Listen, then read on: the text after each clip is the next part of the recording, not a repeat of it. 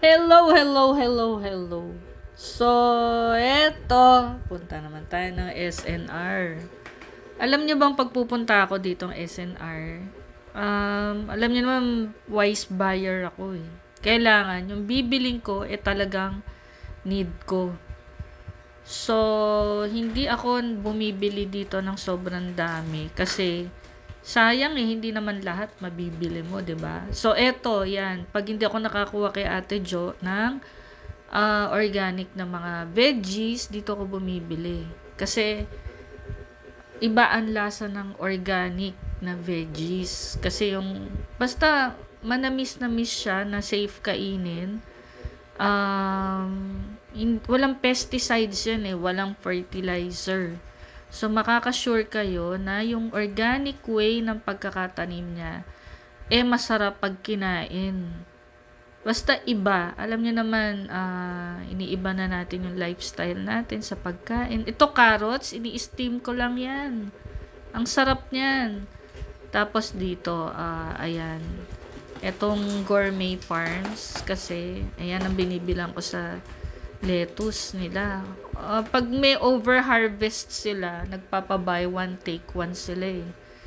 So, kita mo ang laman ng grocery cart ko. Puro gulay. Hindi ako bumibili kasi ng mga processed foods. Bihira. Pag gusto ko lang. Itong,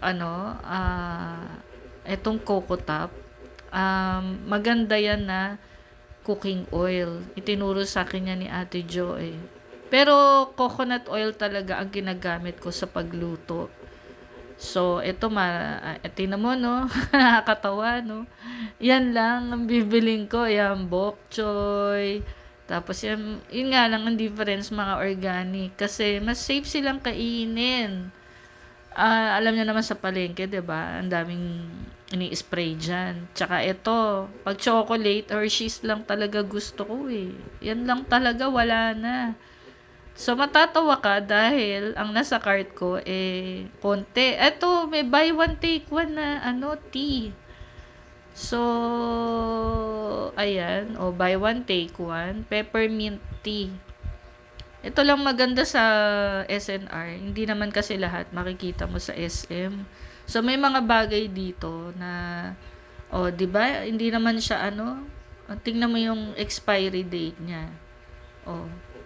2026 pero buy one take one. Ang daming maganda dito sa SNR na hindi mo makikita sa SM. Kaya natutuwa din ako mamili dito. Ito isa sa masarap, itong Bibigo ba to ito yung yan yung natikman ko na veggie dumplings ng Bibigo.